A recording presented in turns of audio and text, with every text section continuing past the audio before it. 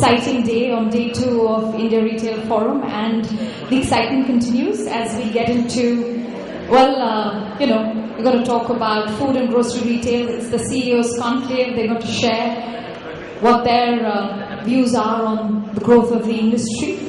And food and grocery retail, I think, is growing really rapidly, and in recent times has witnessed expansion within the gourmet retail space as well as the other organized food retail. So I'm going to call our very esteemed panel on stage to take this forward.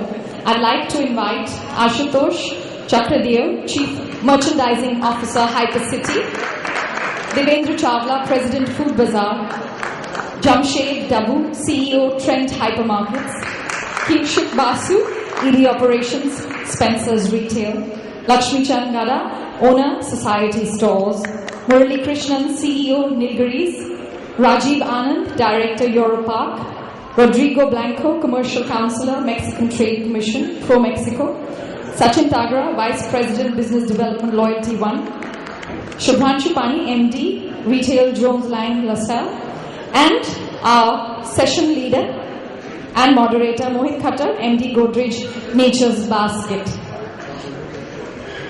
So I'd like to hand over to Mohit to take this forward. Good afternoon, ladies and gentlemen. My name is Mohit Khattar. Before we really get on to the discussion with all the CEOs here, I think I will take you through a very, very short presentation just to set the context for the discussion and to give you a brief insight into what the food and grocery market is all about at this point of time. So we all know that the retail market in India is very large, roughly about $500 billion US at this point of time, and expected to become about $1,300 billion, growing well between 9 to 12% at this point of time. Within the overall retail market, the largest constituent of the market is the food retail market, which is expected to be about $300 billion, about 60% in terms of overall size. And within the food market, traditional food retail or traditional conventional retail or the usual atta dal chawal kind of retail is 99.5% of this overall food market. Gourmet retail is still a micro constituent of the overall food market in the country.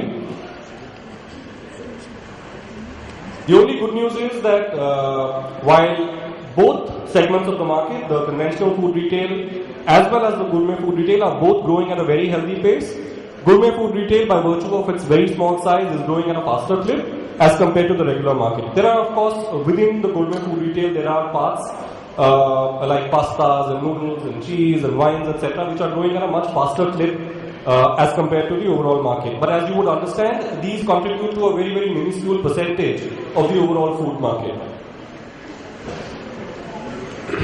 Within the contribution of modern retail in food and grocery has been very slow in India. Various estimates peg it between 2% to 4%. Of course, in cities like Chennai, Bangalore, Delhi and Bombay, these figures could be a little different.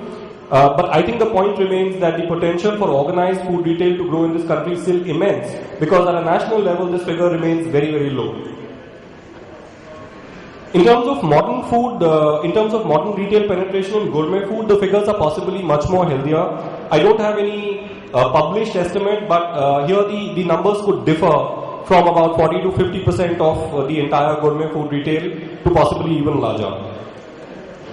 There are multiple brands and formats that exist in conventional food retailing. There are hypermarkets, supermarkets, discount stores, etc., etc. And some of the most established brand names who've been there in the retail space over the last couple of years have made a mark for themselves, and many of them are represented here today. In terms of the gourmet food market, there are fewer players, and there is also an emerging segment of online retailers who's possibly trying to make a dent within this market. Growth in gourmet retail space is driven by multiple factors, some of which I call pretty esoteric factors, like revolution in eating habits, explosion of media, etc., etc., and increasing globalization. But the question which remains uppermost in many minds is, how do you really define gourmet retail? And different people define it in different ways. Some people define it simply as food that is targeted at elite customers, whereas some others define it as food that is imported. So, is every imported food therefore gourmet food? So on and so forth. Now, none of these questions have perfect answers. The way I personally prefer to define this is food that is unconventional, food that is not traditional, food that is something that we're not used to. Retailing of that kind of food is what we prefer to define as gourmet retailing. Of course, gentlemen who are seated here may have a slightly different view. There are various factors which govern the success of the conventional food and grocery retail, and some of them are listed here. The right format, should the store size be 1,000 square feet or 5,000 square feet or 50,000 square feet? What is the consumer proposition that will bring the customer back again and again and again? What is the kind of technology and data analytics that the format is using? Skill and talent development, operational efficiencies at the store level, and the right product assortment at the right pricing. These are said to be some of the factors which are responsible for the success of the food and grocery retail. These factors are also seen to be responsible for the success of gourmet retail, except that there is a minor difference. And I have enumerated some of the differences on the slide.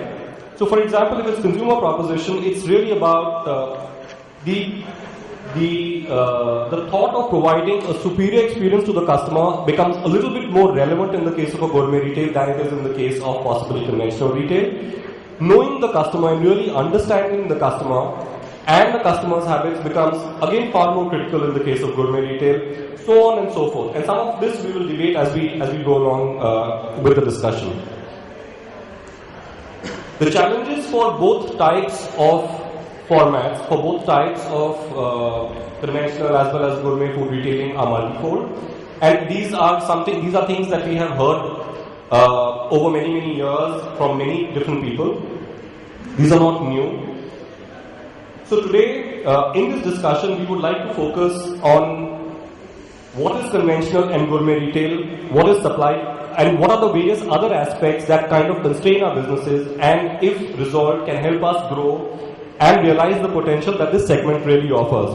So some of these things are listed here, but without wasting any further time, I would like to now start the discussion with some of the best minds that we have from the food and grocery space with us here today. My first question is really, so how different are the factors that determine and guide the success of gourmet retailing as compared to conventional food retailing? So, gentlemen, I'm leaving the question open. I mean, any one of you who wants to pick it up can take it up. I think there are mics here, so maybe DC, would you like to set the ball rolling?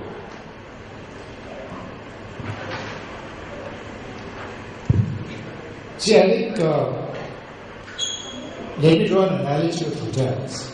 I think the way you would distinguish between the two would be the way you would distinguish a standard business hotel with a boutique hotel.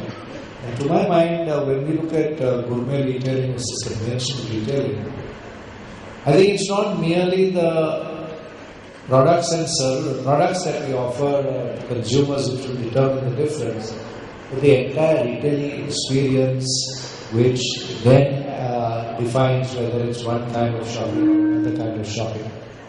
So in conventional retail, it's all about convenience, it's all about price, it's all about consistency of availability, and it's all about a basic, minimal, but yet prevalent service experience. That's what I would term conventional retail. As far as gourmet retail is concerned, I would see it as a more higher involvement food shopping experience, where the consumer tends to engage much more with the retail outlet in terms of experimenting with food, in terms of trying out new foods, in terms of interacting and getting advice.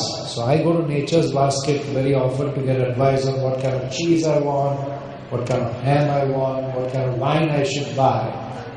And I think increasingly one would find that consumers would prefer one kind of shopping experience over another. Price, of course, is a factor. And even Some people would like to buy conventional product in a more warm and boutique kind of environment, and that's where I think gourmet retail has a much wider role to play than the mere current perception that it sells esoteric product. That would be the way I would put it. Just to add to what Jamshed was saying, I think I completely agree that there is a big differentiation between the gourmet and the conventional retail, reasons to what Jamshed had mentioned.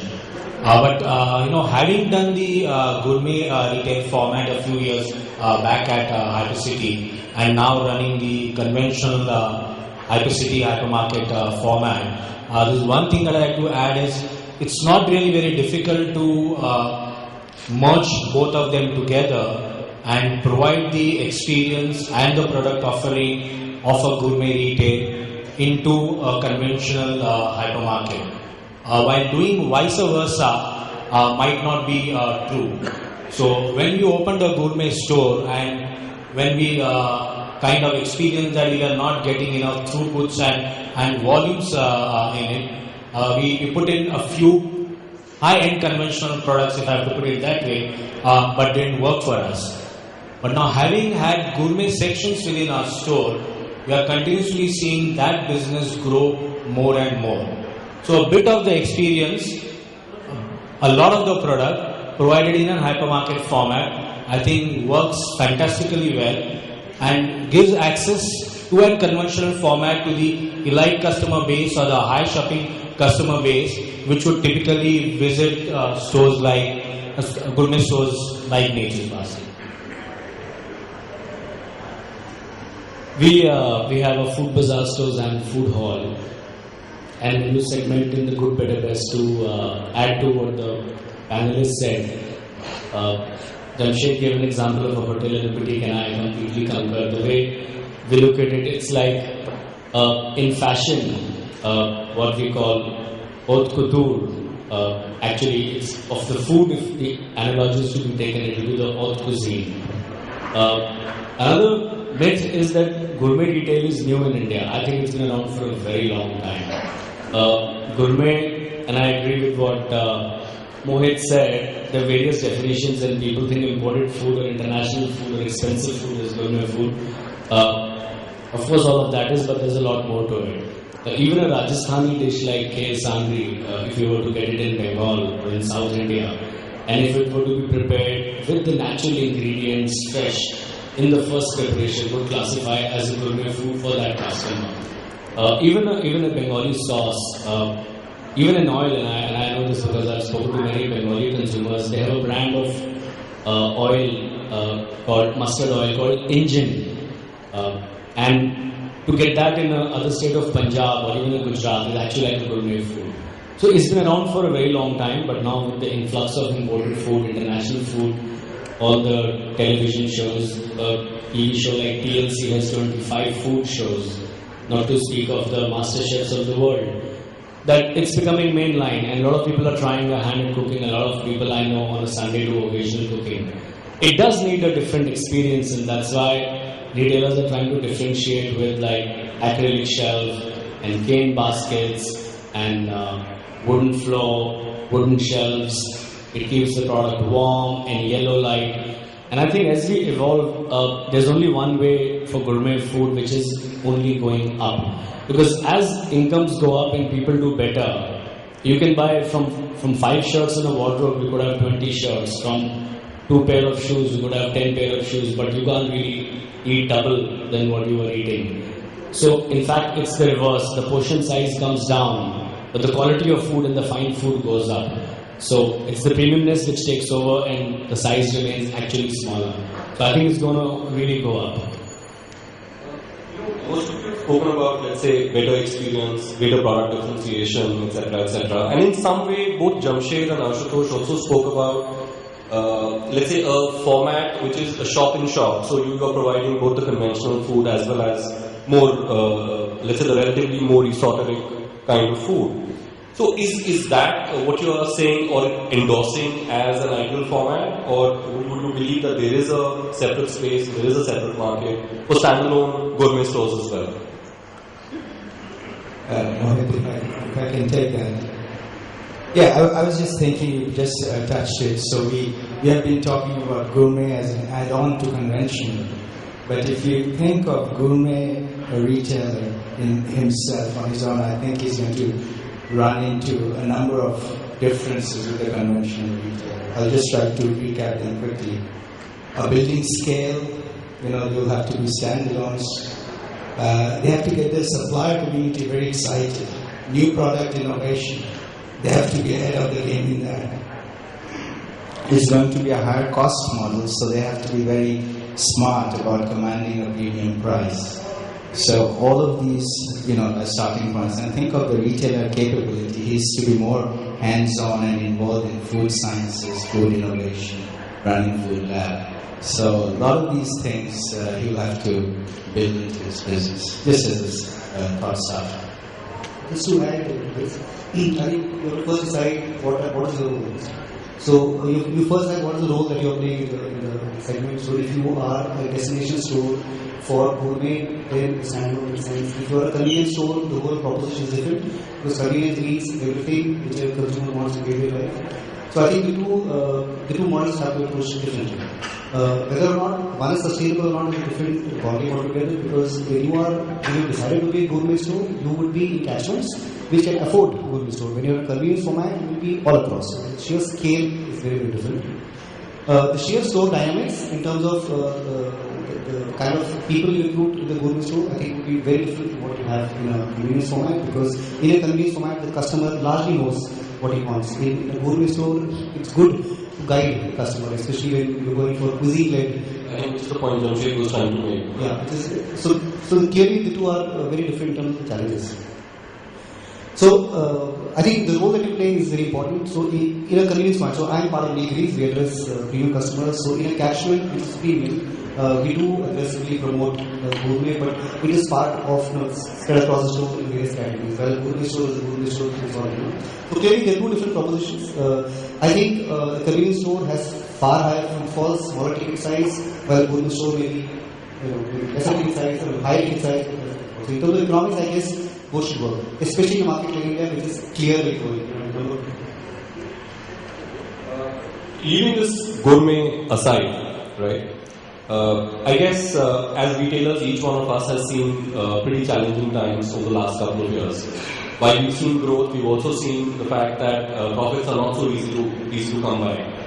So, what do you feel are some of the largest concerns for the businesses? We've seen a potential dispute for the industry, and there are big numbers which we can calculate about how big the size of the industry is, but how small the contribution of the organized food retail is still as compared to the overall potential that exists in this market. So as, let's say, food retailers, what do we believe are some of the biggest challenges that are keeping us from reaching those numbers or reaching that potential? So I can start with this one. Mohitan, as we discussed earlier, in India, it's not as if, at least in basic food retail, we keep about the gourmet now, it's not as if there is a gap. We discussed that the traditional market, the kiranas, are very efficient. I would believe it's one of the most efficient markets in the world would be India. So there is no gap which you could plug by just opening a store and keeping merchandise. So I think it all comes down in the end to differentiation. The assortment, probably you need to carry a lot of assortment which you could give end-to-end solution about everything a customer needs in the store. And if you see our model, most of our food bazaars are within big bazaars, so it's not even just food. So while we talk food retail, we go one step ahead and say in hypermarket we could even give complete assortment. It is also that differentiate by adding, and I'll go back to the previous question of gourmet food. Some of the gourmet food, some are acquired taste, some are basic that which you grow up with. So now if you take an olive oil or a couple of types of cheese, they've become mainstream. It's all rotation and turnover. They can come in a supermarket, but we sell a kind of tomato which sells at 200 rupees a kg. You sell 3 kgs in a day, but every single day. Now that will not come in a high throughput store. So I think you need to differentiate yourself, and that's where the role of even private brands become very big. I think it's going to be adding a lot more to what you do and differentiate to be able to create a very strong consumer proposition. And of course, it starts with the consumer in mind. See, I think the good part is that urban India, and I relate to urban India, that we will talk about that, has a high level of aspiration amongst its people. And I think irrespective of what income level people are operating at, they need to aspire for a better shopping experience. And I think there is no doubt in that. So yeah, just a couple of months back, I was in Kalwa market area. And in Kalwa market area, all the shops are like a normal Kirana shops except for one Kalwa supermarket who has decided to put a glass facade and air condition the store and make it like, a bit like Nilgiris actually, you know. You see Kalwa supermarket. And I met a lady who was in the fishing trade in that store and I asked her, why do you shop here and why do you not shop on the road? Is the price is better? She says, no. It's more comfortable because it was air conditioned and it's more hygienic. And in any case, I buy 4,000 to 5,000 rupees worth of stuff. So 1 or 2 trips and I can do my monthly shopping there. So there is an aspiration element amongst the... Very functional benefits. Yeah, very rational, absolutely. functional benefits. Very rational. Absolutely rational benefits. But certainly aspiring for a better shopping experience that the current retailer is providing. And then leading on to new products and all that, which will obviously be added on. The key bottleneck to doing this part of the game is real estate. Without a doubt. Today, reasonably priced real estate is not available in the residential areas where the population resides. And that is something which is a big constraint to growth, since that's the question. The second constraint, which is actually solvable, is the supply chain. But supply chain is more of in our hands kind of problem, and you're working with few entities. And I think both these are solvable. I mean, the latter is certainly solvable. The former is a tough ask. And the reason why you need the former is that food retail cannot succeed unless there is local scale. See, you can't put one shop in Bombay, one shop in Ghaziabad, one shop in Calcutta, and one shop in every city in the country, and then say, wow, I've got scale. Because that scale will become totally dysfunctional. You need local scale, which means you need penetration, and which means you need to find, let's say in Bombay city, 10,000 square feet, you need to find 100 properties. That's when you get scale. And that is how all the retailers in the world, food retail in the world, have grown in that fashion. Currently, if you see Tesco operates in an area and generates in the UK around 60 billion pounds of revenue in an area which is less than the distance between Bombay and Ahmedabad. That's where the difference lies, and that is where the real estate game. And I'm not real estate in mall development, I'm talking about just availability of real estate could be a big bottleneck in both of you. What I really hear from both of you, from both Devendra and you have said, Jamshed, Devendra says that there is really not as much unfulfilled need. There is a greater role for differentiation, and that's the point that you were making. And what Jamshed, what I hear from you is that rather than building scale, across the country, it's better to go deep down, build your scale in one city, build depth rather in that city, and then expand. And that's possibly a way to grow faster. So, are there any other insights? Are there any other points that any of you would like to bring to the table? See, one point we have experienced is the frontline staff and the attrition involved. We have to somehow get that talent and show them the vision of building a career in retail. And we have to help them come along the way. The day we can produce a CEO who has started from the rank and file, from bagging and checking, and becomes the CEO of a retail organization. This is something I think the whole industry faces, and we have to solve this over time. It's a kind of vicious circle because if you have to invest in the store, you have to get throughputs. And you have to get the throughputs, you have to carry the assortment with customer wants. So I think it's kind of a vicious circle because the moment you want to invest in terms of manpower, in terms of rental, you have to deliver the kind of throughputs, and that's possible. You will be able to satisfy a larger range of products, and which means far more complexities in terms of supply chain. Which also means, as Kishu rightly said, building ownership in the store, which I think is the biggest challenge. Because getting people who are completely, who treat the store as their own and participate in the progress rather than. talking about people who are far more passionate and really involved with the business. And that really brings me to my next question, because I think we in modern retail have really been struggling with that. But conventional retail, standalone stores are able to do that so beautifully. And we have a lot to learn from them. My next question actually is to Lakshmi Chand Dadaji. Sir, you have been running 2 stores very successfully over the last 40 years in Bombay, in a difficult market like Bombay. And you have grown, you have taken all the competition from all the modern format stores that have opened around you. Some have opened, some have closed, some are still there, right? But you have been successful. You have also adapted your business beautifully, right? What are the challenges that you face as a standalone store, and how do you think you can grow faster? So they could be challenges like possibly capital could be a challenge, or manpower could be a challenge. Are these the only challenges? Could there be something more? The biggest challenge for standalone store is a manpower. One.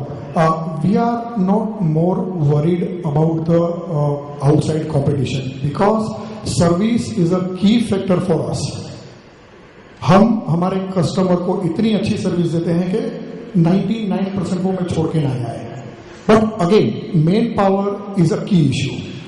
पढ़े लिखे लोग मिलना ये industry में बहुत ही difficult है. In fact हम लोगों ने कहीं ये चर्चा की भी थी कि भाई हमारी इंडस्ट्री के अंदर टीचिंग या स्टाफ टीचिंग के लिए कोई भी इंस्टीट्यूट नहीं है. अगर वो है तो भी वो वाइट कॉलर बंदे बाहर आ रहे हैं. इसको लोअर लेवल के ऊपर काम करने के लिए आदमी है, which is our biggest problem. तो इंडस्ट्री को ज्यादा से ज्यादा ये इंडस्ट्री में काम करने के लिए मेन पावर मिले वो देखना बहुत ही जरूरी है. लक्ष्मीचंद जी, एक पॉइंट रेज किया कि हमारे जो मॉडर्न रिटेल में जो लोग काम करते हैं उनमें शायद उतना पैशन वो लोग नहीं लाते अपने जॉब के प्रति, जितना कि जब आपकी दुकान में जो आपके बच्चे काम करते हैं या आपके भाई बंधु काम करते हैं, they are able to operate like owners, they are the owners, and they are able to bring a lot more passion, a lot more commitment into their roles than what we guys can do. We always have a problem of managing our people, and we have a problem of managing our margins, and we have a problem of managing our pilferages, and so on and so forth. So, is there any word of advice that you have for any of the modern retailers? See, as a standalone store, definitely family के members भी होते हैं उसके अंदर. और हमारा एक programme चलता है, motivation programmes to our employ. जैसे मेरी दुकान के अंदर, जैसे अभी आपने बताया कि गुरमेट का जो अपन बिजनेस की बात कर रहे थे, तो गुरमेट क्या है? It's a journey. जो हम दाल सब्जी रोटी खाते हैं, वहां से हम आगे पास्ता पिज्जा के ऊपर, वहां से आगे हम मैक्सिकन के ऊपर, वहां से आगे हम लवीनेस के ऊपर. सो ये जो जर्नी है वो कहां से स्टार्ट हुई और कहां एंड होगी पता नहीं है. तो हमारी दुकान पे 90% स्टाफ को पता है कि what is Mexican, what is loveliness. अगर हमारा कोई कस्टमर कोई लेबनीज के लिए आया तो वो उसको पूछेगा कि बाबा ये ताइनी है, हमारा ये जार्ट स्पाइस है उसके ऊपर लेने के लिए, या मैक्सिकन के लिए आप ये ऑफर कीजिए, और पिज्जा के लिए हमारे पास 4 चीज और है. तो ये पर्सनली हम उनको ट्रेनिंग देते हैं, ना उनको ट्रेनिंग देते हैं बट हम उनको खिलाते भी हैं कि बाबा ये पिज्जा बना है तो बाहर से रेडीमेड लेके आए, पास्ता हमने खुद ने हमारी ऑफिस में बनाकर उनको टेस्टिंग करवाया है, और हो सके तब तक हम उनको उनके एग्जीबिशन में भी भेजते हैं. और अभी हम कोई कंपनी के साथ टाइप कर रहे हैं फॉर अराउंड हमारे जो फ्रेंड्स और हमारे जो पर्सनल सोर्स है उनके साथ, कि जितने दुकान के अंदर 5 अगर मेन बच्चे हैं तो वो 25 लोगों की एक क्यूलिनरी वर्कशॉप होगी, जहां पर वो जो बंदा है उनको वो सिखाएगा. रिटेल इंडस्ट्री के अंदर सिर्फ दुकानें मल्टीप्लाई करने से कुछ भी नहीं होता है. अगर हमारा स्टाफ मोटिवेटेड ट्रेन नहीं है तो अब ये इंडस्ट्री के अंदर I don't know, I have a big question. So we run 135 franchise stores in South. So there is a ownership in every store. One clearly sees one key consumer expectations that we meet, and very clearly so, is that need for being recognized and respected in the store, which all of us have grown up with. So as kids, when you go to the store, you are known to the shopkeeper. So that relationship by the franchisee who runs the store is far, far superior than what a store manager can bring in. The continuity in terms of the person being there for several years is far higher. The consumer's engagement with the person who has invested solid amount of money is very different from what he'll get from the store manager. So I think the entire customer experience, the ability to take decisions on the spot. I'm sure if his best customer comes to him and says, I want this particular product, he will ensure that's available. But we are constrained, a typical retailer is constrained by challenges in the distribution center. So the ability to respond to the customer is far higher. The relationship levels are far, far higher. I think clearly there is a big plus in terms of the model. I would like to share with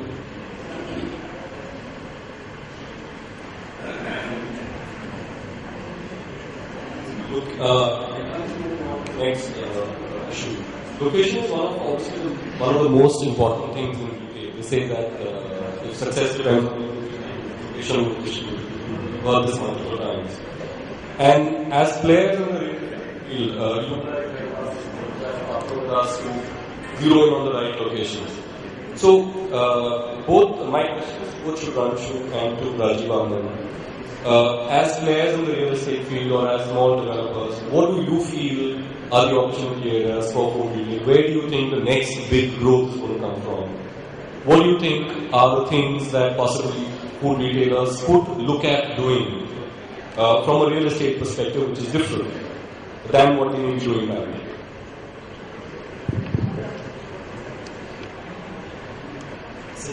Shubhanshu from Jones Sun, being associated with all the supermarkets and hypermarkets for the last 15 years. In my perspective, I have seen through a lot of change in industry players, how they initially started off trying to be right in those were the initial days when there were no hypermarkets and how they were looking for space. And today, when every one of them has at least between 50 to 100 outlets, how their location sense has been changing. And we all are hearing that real estate prices are high. How is people looking at real estate? I can see 3 or 4 clear, distinct ways in which they look at real estate. One, I think most of the hypermarkets are moving closer to catchment. So I think they think that the market is far broader than the names you can recognize. Are you saying that the mall bubble is bursting? Is that what you're saying? Clearly it's not bursting, but it is now a small tricklet. It's a tricklet. So if there were 50 centers, there are only 10 centers or 15 centers coming up. So it's not bursting, but it's a tricklet. Now if there are only 15 shopping centers coming up, and there are 5 people here who can take the hypermarket, I'm sure that will not be enough for the growth. So they will have to look at alternate spaces, which would be maybe a high street, a build to suit, something as a standalone, closer to the neighborhood. Also, I think the formats, I think we've got at least 4 or 5 different formats on this dais, and all the formats require different spaces. I don't think all of them are mall formats. I think many of them are residential formats, many of them are neighborhood catchment formats. The sizes are different. The prices, affordability is different. But I think there is a significant scope of looking at the location. But I know it's going to be a big challenge. Like Jamshed said, getting 100 outlets in one city, I would not take up a mandate for that. And it will be very, very difficult to service, especially given the price constraint. Having said that, I think if you innovate a little bit, that would unless all the outlets are in CBD and Borivali and beyond, right? Yeah. No, I think a little bit of innovation will give you some choices. I mean, there are places, we were speaking earlier, there are spaces which will have, which will not be on the main high street, which would be in an off-lane, which would be an industrial shed, which would be somebody who has built up an office on the ground floor, he wants to do retail or alternatives, and he's not finding a, alternate operator. There are residential buildings which have big boxes under it.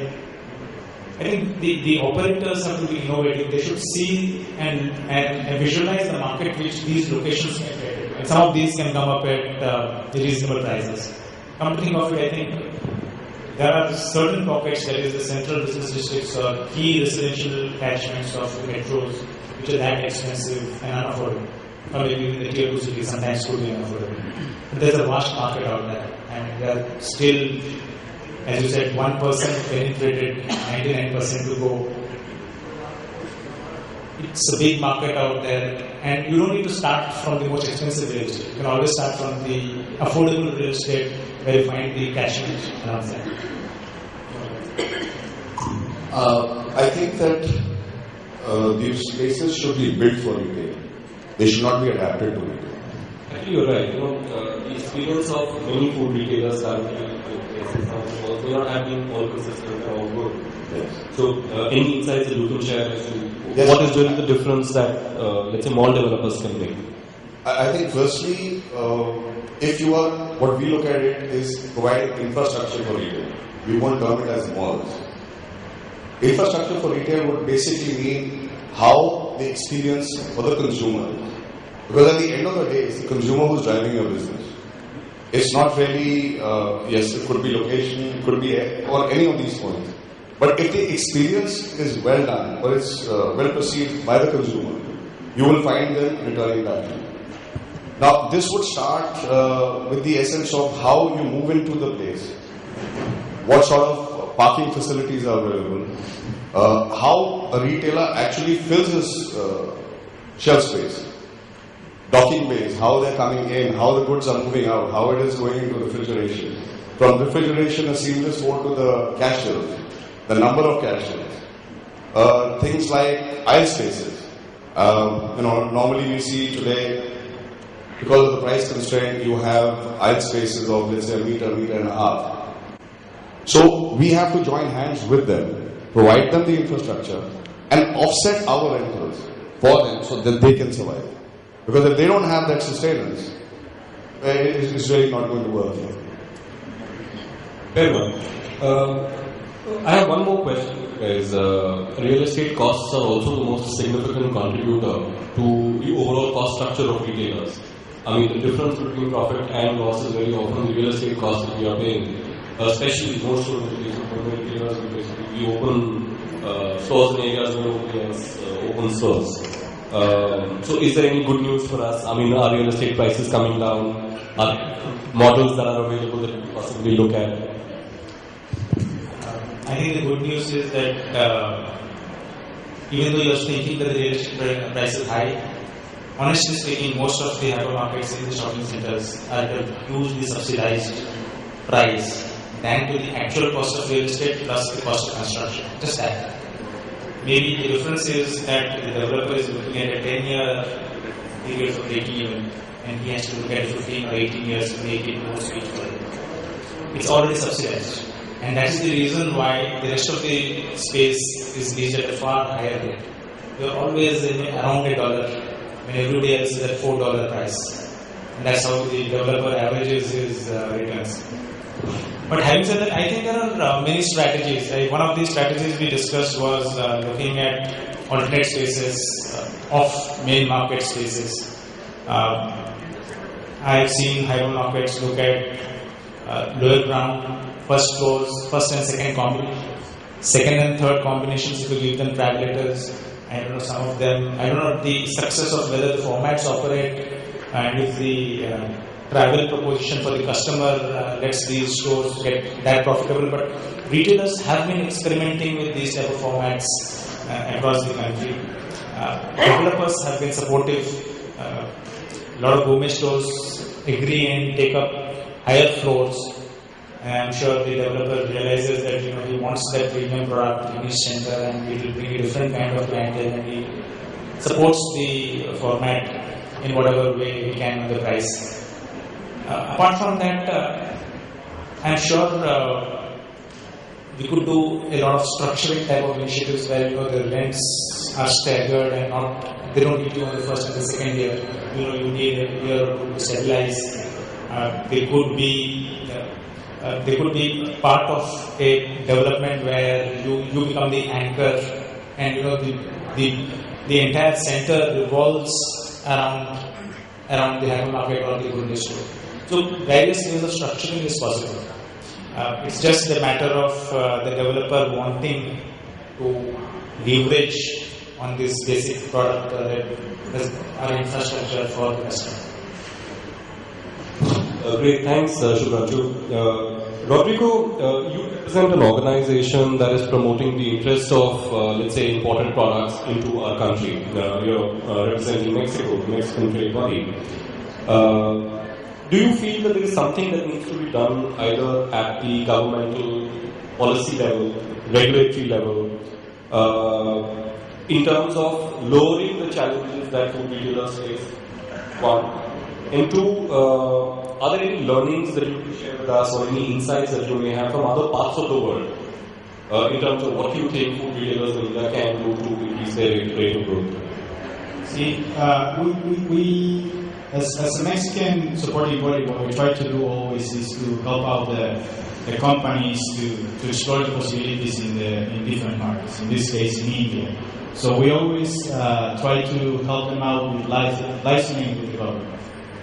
We help out to reach to the local governments as well as the federal governments.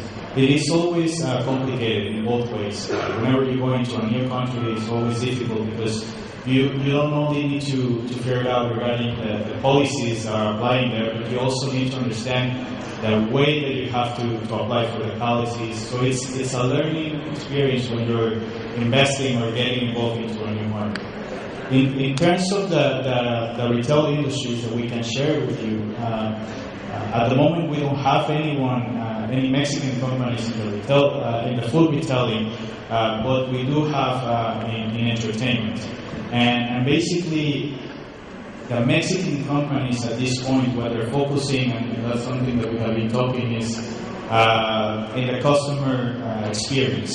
It's more driven. Well, sometimes we forget at the end of the point who's going to consume our products or who's going to come to our places is the consumers.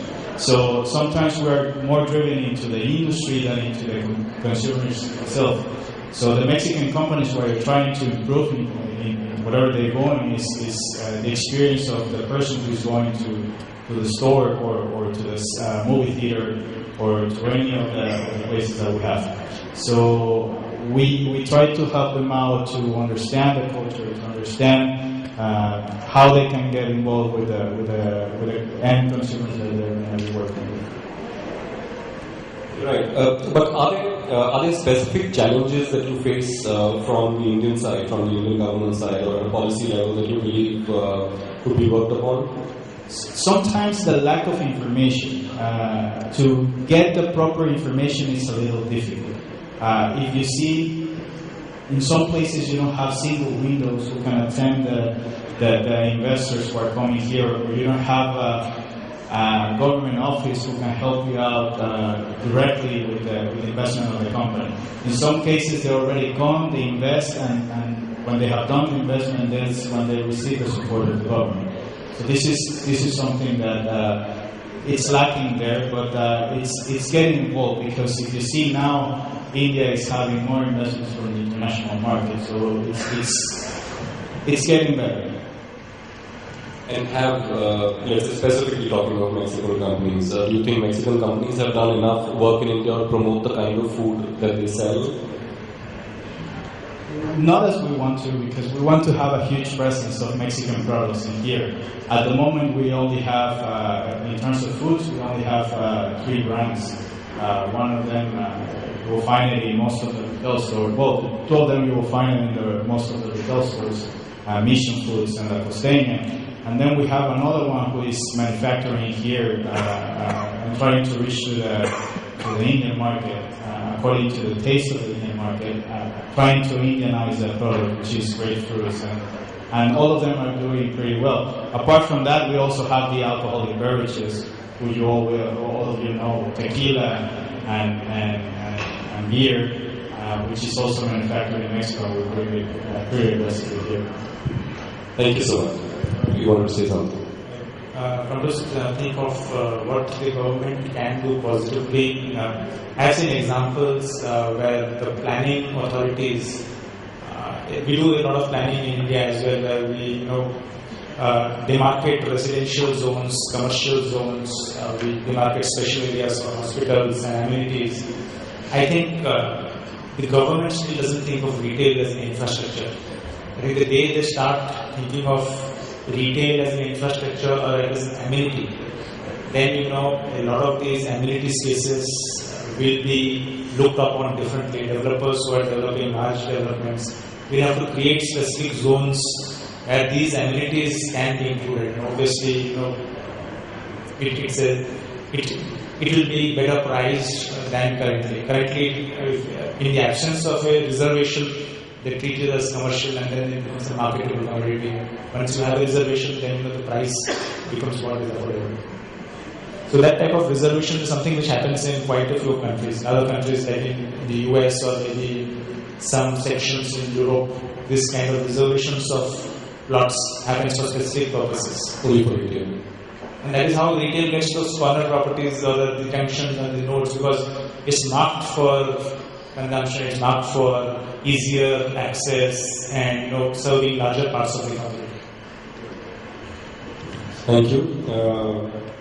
Loyalty, you say, is ephemeral, and it's something that most modern retailers or organized retailers have been struggling with in some sense or the other. And it's something which unorganized retail has done very well with. I mean, they know their customers by name, by face, what the customers buy, and most of us know our customers or don't know our customers at all, right? My next question is Sachin. Sachin, you represent Loyalty One. How important do you think is really understanding consumer preferences and behavior, and how do you think it can really support the growth of the business? As Mohit said, I represent Loyalty One, which the sole aim of a Loyalty One is to enrich relationship of retailers with the customers. So bringing back to what Mohit said in his presentation, he classified analytics along with technology. First, let me clarify. That was for lack of space on the slide. So, analytics is not about technology. It is just, technology is just a means to do analytics. But analytics are all about understanding your shopper or a customer. And when we say understanding your shopper or a customer, we actually have to identify what his needs are in terms of what life stage he belongs to. In terms of he's single, he has a family, what age group of that family, what lifestyle he lives in terms of his food habits, his health habits, what kind of demographics he has. And basis that you actually, then the role of a loyalty or analytics starts in terms of changing the behavior of that customer. So the point of DC, one way the differentiation in the grocery is very little in terms of the assortment.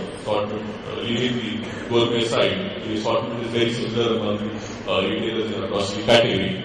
So one way to differentiate the retailers among themselves is to be better understanding of a customer, or moving the focus from a merchandise to a customer-centric approach. When I say merchandise to a customer-centric approch, today, let's say if you deal with the assortment, you add or delete SKUs, this is what the sales is driving, or what is the gross margin of that SKU.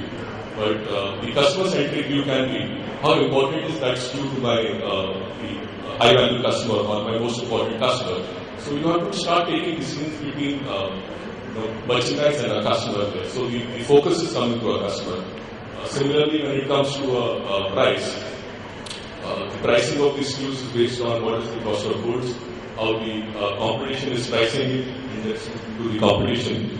The other way can be how price sensitive that category is. Maybe I don't need to discount. So Jamshed, to your point, what you were saying is, Amul Butter may not need to be discounted because it's price sensitivity is hardly anything there. Similarly, when it comes to promotion, what we as retailers look at is what was the last year's sale, or what was the throughput if we do that promotion, or what is the sell-through of that promotion. The other way of looking at it is, have we added new customers with that promotion, or have we moved the customer segment of person who was buying a 10 rupee product, has he moved to a 15 rupee product? So there is an opportunity to do it. Similarly, when it comes to the layout of the store, what we do is basis the sales presence or the price point we want to keep it. But I don't think so most of us as the retailers are focusing on how important it is for customers to or that SKU or that location. What I hear you saying, Sachin, is that retailers are not doing enough for is that what I hear you saying? Yes, we see there is a lot of opportunity to change the focus from merchandise to a customer-centric approach.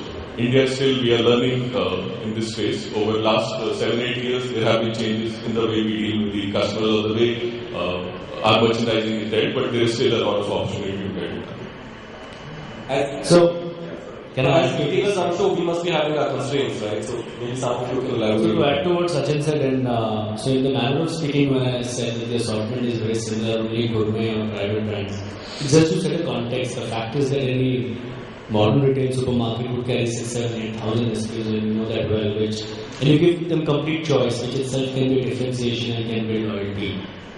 There are 110 brands of soap. Not every small store can keep that, because that last 110th soap may not really sell so much. But that's a choice you need to make, whether you want to really cater to every need and keep it. So modern retail, of course, does play that role. And absolutely, in terms of loyalty, we do have a loyalty program, and a lot of experimentation is going on. So loyalty will be meaning a lot more. I think one of the best shopping experiences itself would be a great loyalty. Having assortment, fill rate, having the product available every time itself will build some bit of loyalty. So I think you have to break loyalty. No one thing can alone build loyalty. There are parts to it, and of course, rewarding consumer, with exciting points which they can redeem itself also is a part of loyalty. So it all depends who you are and how you want to develop that loyalty to the consumer.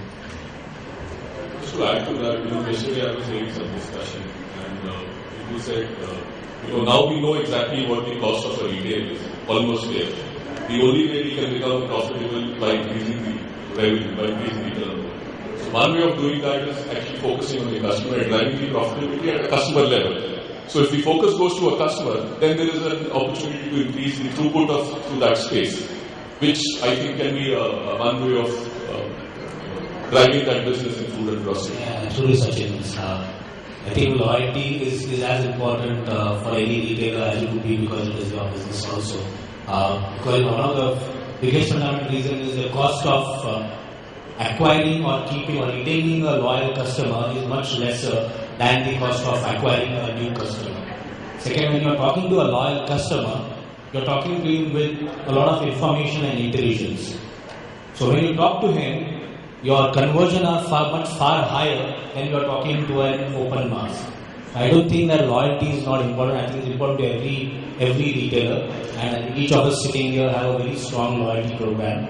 And I just have just one, let me just interject. Have our loyalty programs kind of really stayed at the level of giving more points to a customer and, basically excite the customer by, an impression of greater points? He redeems, he gets a gift.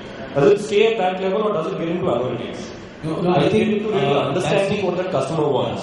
Yeah, I think that's the impression, because points is the face of the loyalty program. So that's what comes out in the open. But behind that, on a one-to-one basis, there's a lot of activity that happens with every customer. So there's intelligent mailing that happens to a customer a lot. And I think that's what the core of the program is, which is not seen out in the front. But if a retailer is just practicing points in the front, I don't think he's doing it justice. Is much better if he doesn't have that program and saves his money on the points. But he's taking informed, intelligent decisions from behind. I think they will be doing justice to the program. See, I think customer loyalty, unfortunately, has been directly associated with data analytics, loyalty programs, etc., etc. There are two kinds of reasons for customers to be loyal. The first one is the comfort of routine. Customers get into a routine, and human beings are creatures of habit, and as long as that habit is formed over time, we don't want to change it until something dramatic happens. And that's a classic example of a shop which is here for 42 years, and those customers are going not because there's a loyalty card and heavy analytics he's doing and all that sort of stuff. It's a routine. So I was in Bangalore in the Yashwantpur area in the Big Bazaar store, which is an older store. by a couple of months compared to our store, which is in the Bangalore Brigade Mall. And I asked the customer, "क्या आप यहाँ shop करते हो? आप वहाँ star बाजार में क्यों नहीं शॉप करते हो?" And she said quite simply, पहला पगला यहीं पे गिरा. And बस हम आते ही रहे. There is no rationale. Your prices are better, the environment is better. My first footfall was here. I like what I see, and I continue. Now that is an extremely important aspect of loyalty, because if it was not, all our hypermarkets are selling onions at 20 rupees below the market price. There should be a line outside a hypermarket. There is no line, because it's a question of routine. It's a feature of habit. So that's one aspect of loyalty, which as retailers we must make sure that there is that routine is comfortable, and therefore customers will come. The second aspect, which we call loyalty, is actually trying to shove in more products into the basket. Now you're not going to earn customer loyalty merely by convincing to buy more products from you. What you are creating is a habit of saying that, wow, now I can go there for 5 products, now I can go there for 8 products, now I can go there for 15 products, now I can go there for 25, and therefore I only need to go there. So the idea in food retail is to use whatever you have at your sort of command to create the habit of shopping with you more and more and more. Now whether you use analytics for that or so it's not loyalty out of love and affection. I mean, that's not the kind of loyalty that we are creating. We are talking about creating creatures of habit who will therefore make it a routine to shop at. The third aspect of loyalty and analytics being under-leveraged in the Indian context is absolutely true. But that is also because once again we use Western models of loyalty in a low-margin country like India. So let's say you're operating in a margin of 20%. And smaller shops operate at margins of 10%. And if you remove wastage, credit card commissions, Sodexo points, distribution costs, etc., you're left with 10%. Which means for every 100 rupee increase in sale, what comes to you actually is only 10 rupees. Now, within that 10 rupees, if some loyalty company is coming and saying that we will show you the incremental 10 and we will only take 3 out of the 10, you keep the 7, that's our fee. Game will change. Unfortunately, that does not happen, and therefore the cost becomes fixed. The price is variable, and in today's nascent condition of the industry, nobody wants to incur a fixed cost for a price which could happen, could not happen, and is not underwritten. Internationally, it is different. The market is so highly competitive that you need that fine-tuned analysis just to survive. While in the Indian context, it is not that fine-tuned analysis which will help you survive. It is basic things like improve your supply chain, improve availability, negotiate harder with vendors, which are the bigger ticket items of survival. And that is one of the reasons why there is a bit of under-penetration. But if loyalty companies, and I'm sure you do that, but if loyalty companies work as partners saying that, look, we will only gain if you gain, I think the game will become totally different in the Indian context. Loyalty one, we believe in driving financial performance of the partner. I don't believe in driving financial performance. You mean linking yours to that financial performance. That is the big issue that we have to look at. Just to add on to your point, in terms of one, of course, driving revenue, there is also an opportunity to save costs by loyalty program. In terms of, when we do a mass kinds of every week, we have a full page advertisement coming in with the discounts mentioned. Even for the people who actually don't need discounts. So you're actually giving away money which you don't need to. In the loyalty program, you have a direct communication going, you have a special privileges for the customers who are only looking for that product or that discount. It becomes a saving for a retailer. So I think there is an opportunity to also reduce cost with the loyalty program. My take, Sachin, is I think in loyalty, understanding itself in the country will move to the phase 2 where real serious loyalty understanding now is starting to come in. Earlier, every airline, everybody was giving a card and like a point game, and I think that just doesn't work. I know people who were carrying 15, 20 cards, one card for one store, one card for one airline, and I think beyond the point they lost track of the number of statements which are coming. I think loyalty is all about understanding the consumer. All this game of rewarding the consumer by points is only incidental and frankly a top-up which should be left best as the last part. to understand what the consumer buys, the role of analytics definitely is important in that. What is the consumer buying? Is it available? If it's not available, are you talking to them, calling them again? It's not only about discount. If a customer loves a certain product, they would love to give you full price, like what Jamshed said in Big Bazaar in Bangalore. When he asked the customer, she said, I just came here first, so I'm coming again. And that's beautiful. It means the store must have made a connect, which we all can't define. The connect works. She would even let go of other price or points at some other store. So I think now with serious players coming in and retailers also sitting seriously, I would call it phase 2 of loyalty, where we need to go just beyond this mere point business. That just doesn't work. Never proves to be a barrier in case a customer was to exit in any case. So that brings me to my next topic, which is the opportunity which is provided by private label products. Now, private label is something which all retailers have been working on, more so from the perspective of margin, increasing margins. But do you think that I have a couple of questions here. The first question is that do you think the private label products can be positioned differently from the positioning of the mother brand itself? So for instance, can the private label products in a Big Bazaar be positioned differently than the positioning of Big Bazaar itself, which is our value brand itself? So on and so forth. So could there be differences? So that was one question, and then we talk as we go along. To answer the second part of your question, so I have worked with a deep discount retailer for over a year and a half, and I'm now working with a premium retailer. When I was working with a deep discount retailer, consumers' expectations was clearly a value in terms of a far superior discount to what the national brand offered.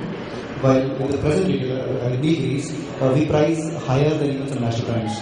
There is no expectation in terms of discounting there, but there is definitely far higher expectation in terms of delivery of a premium product. So clearly, I think they go together. I think the brand is catering to a consumer who is a premium customer. Your private brand should speak to that. And if you have a discount, I think they both should go together. So Mohit, to the specific question of how you can use it to differentiate, let me start by that. Of course you can. India is very, very under-branded. Barring, you'll be surprised, each rice, which is staple diet for many communities, barring basmati rice, there are hardly any brands. And each rice eaten by community is a couple of 1,000 crores. So, we're in Mumbai, in Maharashtra, people eat kolam.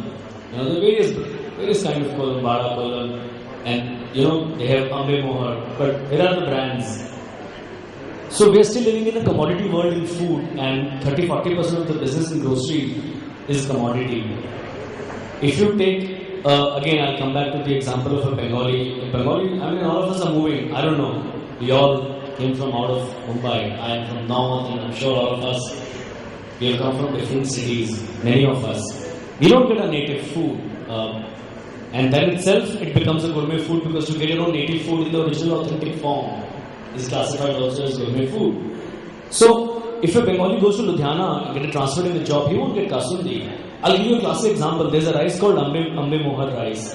All the mother-in-laws in Bengal keep a fast called Jamai Shashti. It's a very big festival in Bengal. Very, very big. It's like Karwa Chauth. Is as big as in Punjab. And I think in India, people live in communities, and food is community and food is culture. There's nothing called national food. So when they move into another part of the country, they don't get their basic food. So Ambe Mohar rice, if you go to Punjab or Tamil Nadu and all, you'll have to struggle. You'll have to go around, travel 20-30 kilometers to find. So we've come up with a brand called Ekta, in which we have launched all authentic native food. And you could name it. You will get a kasundi, which is a mustard sauce in Bengali. You will get all kinds of rices. You will get sona masuri. You will get. What I hear you saying is the role of private label is to meet unfulfilled consumer needs. Right? Which is the classical case of how a brand should be. A brand is typically supposed to meet an unfulfilled need for a consumer or of a consumer. And that is what the role of private label should be. It should not be seen only as a margin opportunity or as a counterweight for, let's say, managing national leading brands. So, see, I'll add two things to it. See, India's story of retail is very different from the West. In West, when the Walmart, Tesco and all happened 30-40 years back, the private brands were developed by the people who were working for them were more supply chain people. And the real brand people like from a Levers or a P&G and the likes only joined last 10-20 years back. So, and also see Coca-Cola and Pepsi have been around from 100 years and retail in the West came 30-40 years back, 1960s, 1970s. So the whole story is very different in India. Indian consumers are consuming retailing and the private brands at the same time. Also at the same time, we are very under-branded. In 1991, we had 2 cars, Fiat, Ambassador. Today there are 400 models of car, 500 in fact. But today, even if you take jams or cornflake or ketchup, you can't name more than 3-4 brands. In soaps, you have 120 brands. So I think India is very under-branded and under-branded, and private brands also play that role to act as a catalyst to grow consumption. I mean, how many cornflake brands can you name? So we have our own brand of cornflake. Third part, coming on the vendor part, absolutely profitability is very important in retail. And if private brands also offer more margin and it helps you make profitable, it absolutely is one of the very important levers. So I think there are many dimensions to private brand. It helps you differentiate, it helps you be a catalyst in growing consumption in an under-branded market, and of course it also acts as a margin enhancer. And we don't even use the word private label, because if you have 12 soaps and one of them is a retailer's soap, and if the consumers lets go that 11 and picks up the 12th, which is a retailer's brand, I think she's chosen a brand. The consumer's choice is the brand. So for me, they are private brands, not labels. That just brings me to my next question, and I'll possibly relate to some of the others. Not all categories have been so successful in terms of private label development. Some categories have seen more success. Some categories like soaps and shampoos may have seen relatively lower success. So let's say as retailers, what are the factors that one should be careful of if one was to drive private label? Or if one was to grow private label initiatives multi-fold over the course of the next couple of years, what are those initiatives that will work for sure? What are those initiatives that may not work or may not see as much success? I just counter what you're saying, Amol. I think private label is a topic for the food and grocery industry, is one of the most overstated subjects today. I think we get it more from the apparel industry, which is a lot private driven. But for a food and grocery retail to launch a private label product actually requires a lot of investment and confidence to do it. End of the day, you are putting your brand, your name onto a product which the customer is going to consume. So the attachment to that product is much, much higher than an apparel product. More than the attachment, the risk is far higher. Exactly. That's why from that point, the risk is far higher. So in my personal opinion, I think a retailer should get into a private label when he has the wherewithal to make that kind of an investment, has the scale, and has the ability to take on the FMCG brands or the competing brands head on. Just taking a bottle, putting a manufacturer's ketchup into it, putting a label, pricing it a little bit lesser, putting it on the shelf, I don't think should constitute as a private label strategy. See, private label, like you said, anything must meet an unfulfilled need. And I think the biggest unfulfilled need that the private label meets is the price line.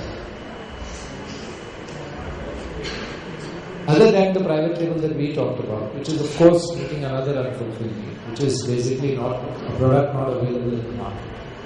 What we must remember, and once again I come back to the aspiration level of the Indian consumer, that as the Indian consumer starts earning more and more, he or she wants to buy or enter into certain product categories which he or she is not entering into or not entering into at a fast enough pace.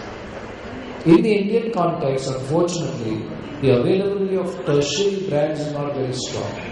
It is there. I'm not saying it is not there, but it is not very strong.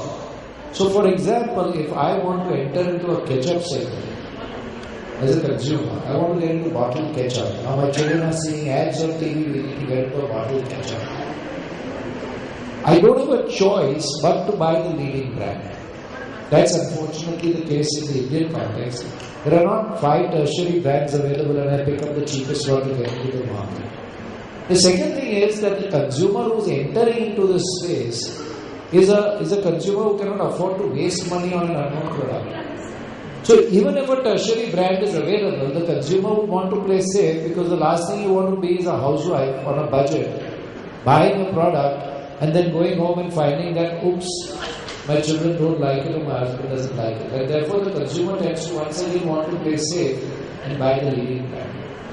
When a brand is heavily endorsed by the retail outlet, as opposed to the courage which Big Bazaar shows in terms of launching other brands, they're large now and they can afford to do that, is that the consumer gets the assurance that they're not going to make a mistake by buying a brand, provided that the brand is now helping them enter the market.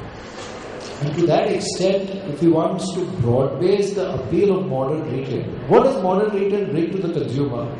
One of them could be, it brings a price point for a product category which was initially out of reach of a set of consumers.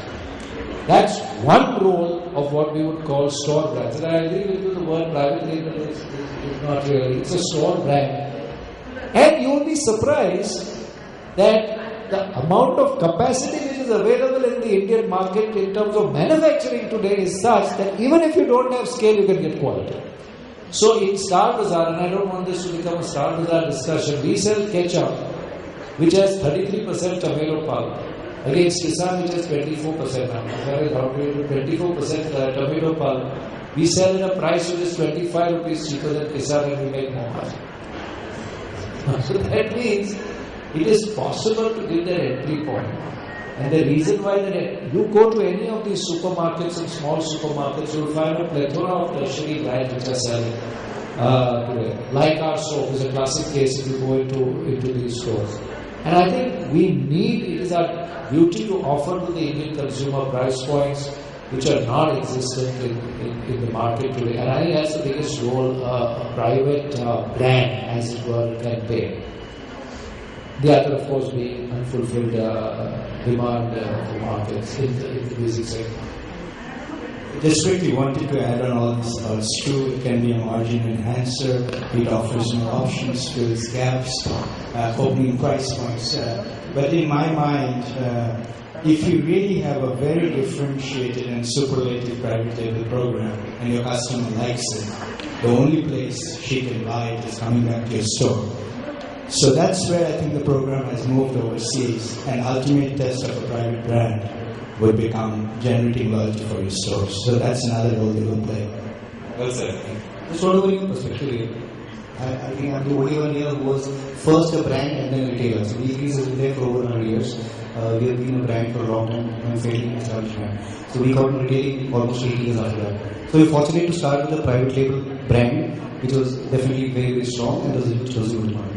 But having said that, I mean, and definitely it's today a very strong footfall driver in the business. It is a reason for a shopper to come to the store, to miss 4 other stores which are offering far superior discounts.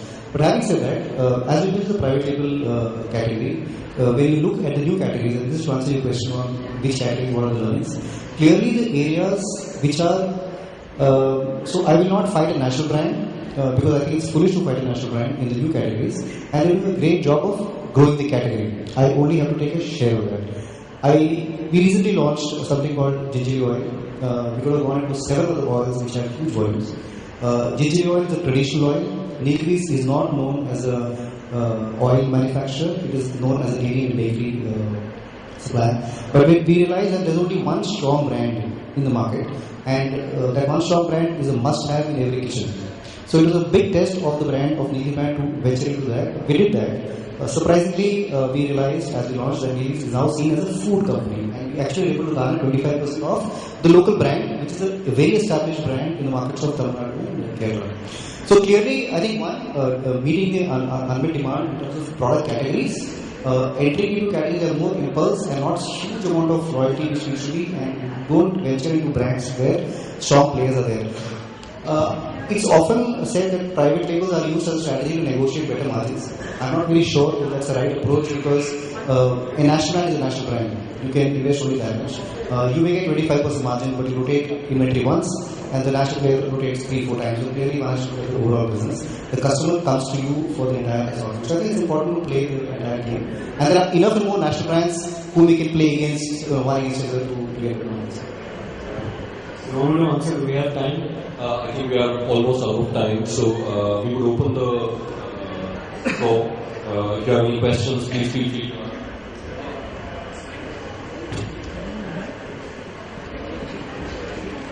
Yeah, we have mics here. There's a paucity of time, so maybe just a quick question.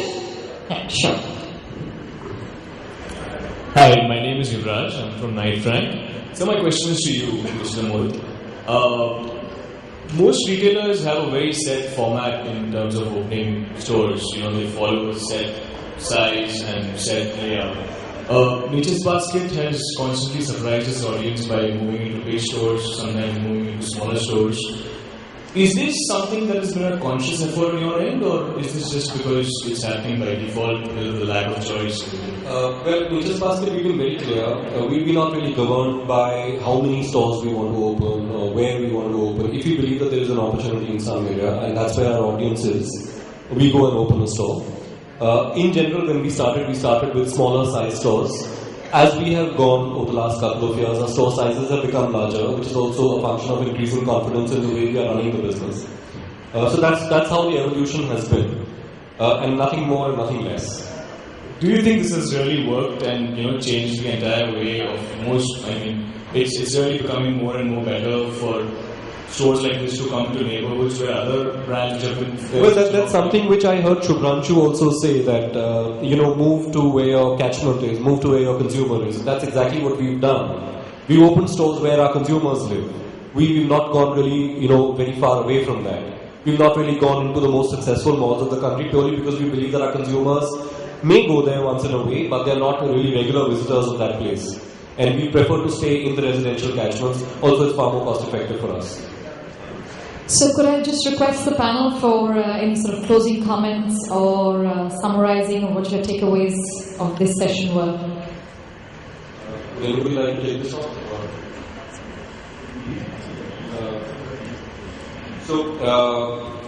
Thank you, gentlemen. A very productive discussion. What I gained in terms of points from all of you, that in case we were to really look at growing this market multifold, we need to look at greater differentiation. India is not necessarily a market which has a huge unfulfilled need in terms of retail outlets. That's what I heard somebody say, and I thought that was very important. We need to build better experiences for our consumers. We need to connect better with our consumers. We need to understand our consumers better. We don't really need to be besotted with particular formats. We need to start looking at retail spaces which are where the consumers are. Is what I heard from some of the other sections here. And also, in terms of meeting unfulfilled consumer needs, building differentiation in our businesses is the way to go for the food and grocery industry in the country.